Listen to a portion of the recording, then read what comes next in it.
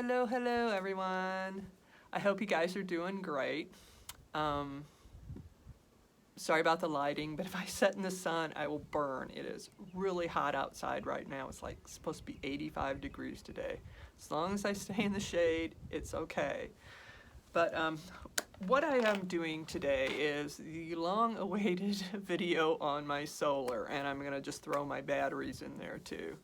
So what it was is I started off in 2020. I got my van and I started doing little trips.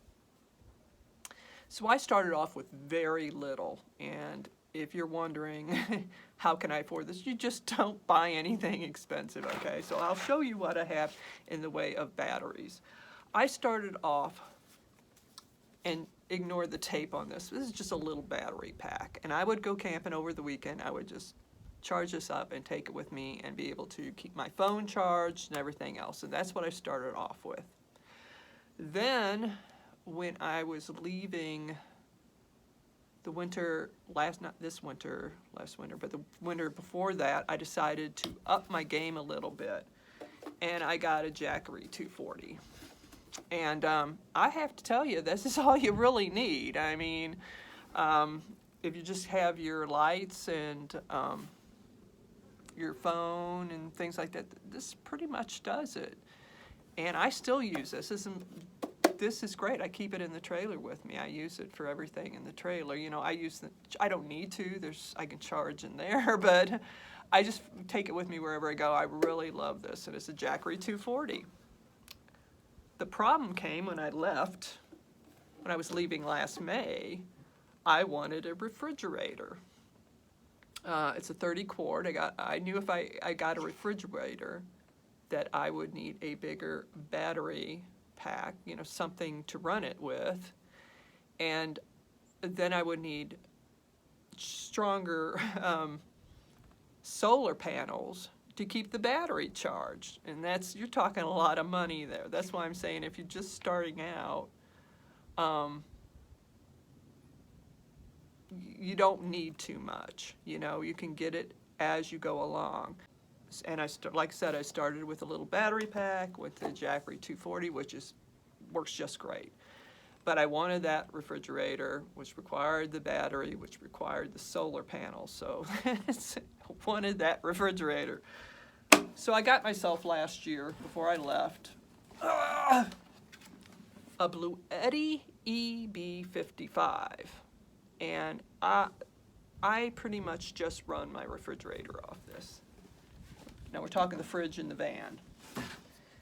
And it pretty much is dedicated to the fridge. Now currently I have a little greenhouse going on in there, so I have some lights for that.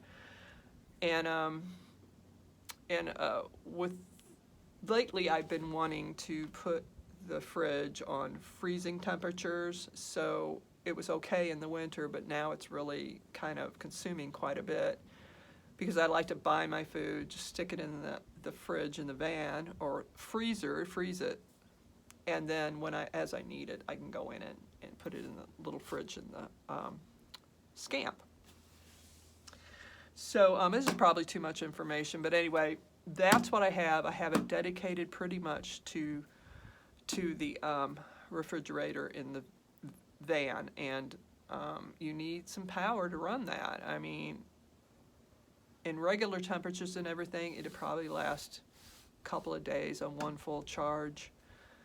But like I said, I have it set on freezer, and and then I have the lights on, which are taking like 14 watts constantly. So yeah, it's eating up a little bit more. This is fine, but this will work for a fridge just fine.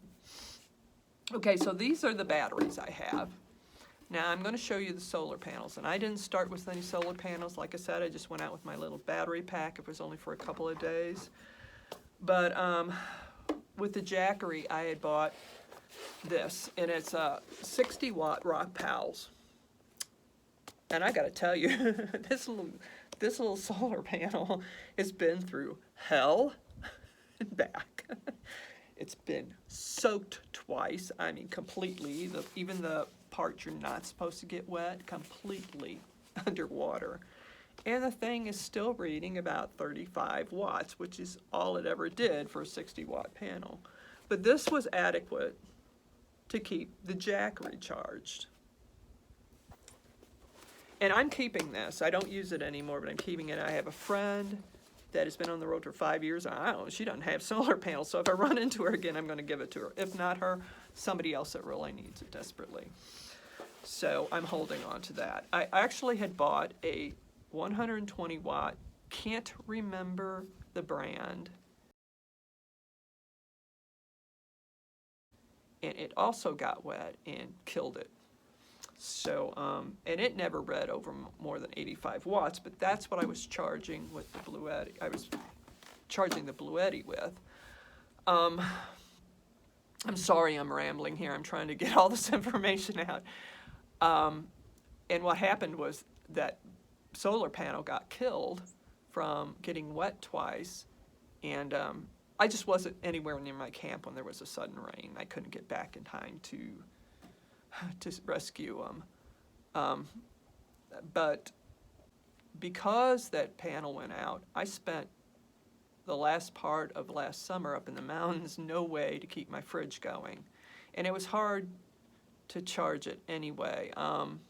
You're getting 85 watts in a day. If I started early in the morning, I could get it charged with no problem. But if it was raining or something happened, I missed a day, well, I actually just lost my solar panels, and this little rock pallet was not able to keep this big thing charged. So this is how I met so many nomads when I was in the mountains last year.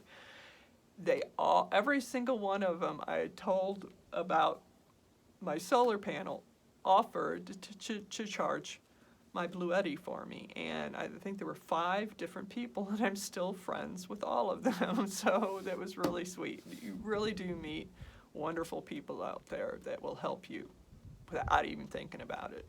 So they were, after losing my my food in my fridge twice, I just, they really saved me. I wasn't having to throw away food anymore. So that's really cool.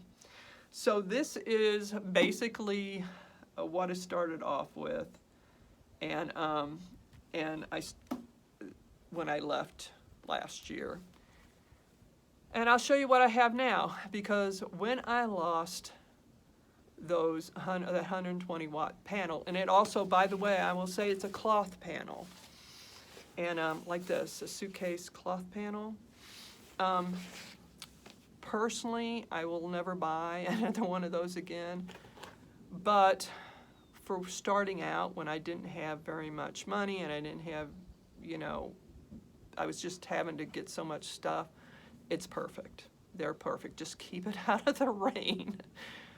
But I did a little research while I was out last year, and I ended up buying some Renogy folding panels, which I will show you, 100 watts each. And I put that 100 watt Renogy panel in the sun the first time, and still to this day, it reads up to 107, 108 watts it will take in. So I swear by these things. So I thought I would tell you that. I ended up with 300 watts, which was way overkill on what I needed. But after what I went through, I wanted that last 100 watts as an emergency, for an emergency situation. And here this past week, it's actually come in pretty handy. So let me show you what I have and how I have these set up, especially the one I have, whole new thing, hooked into the Scamp, because that was something that I just had to come up with on top of my head. I had no idea how any of that worked to get it onto a regular battery. And I'll show you what I come up with, so it's a kind of a mobile type situation for me, where I can just unhook everything and throw it in the van and be on my way. So nothing is actually hooked in to the Scamp itself. I wasn't going to drill any holes or do anything like that to pull this off. So let me go over there and I'll show you what I have via the solar situation. Okay, so you guys weren't expecting to see me again so soon. I ended up rambling on and on about my solar. to the point where I go, this video is going to be so long. And the problem is, I hate to edit. I really hate to edit. So that's why I don't have those nice polished videos like other people do. So I decided to take this and just split it up into 2 videos. The first one, of course, was about my batteries, which you have just watched, and my second one will be about the solar. I think things will be much better then, and I won't have to work so hard to get it to you. So hope you all are doing great, and I will see you again soon in part 2. Bye-bye.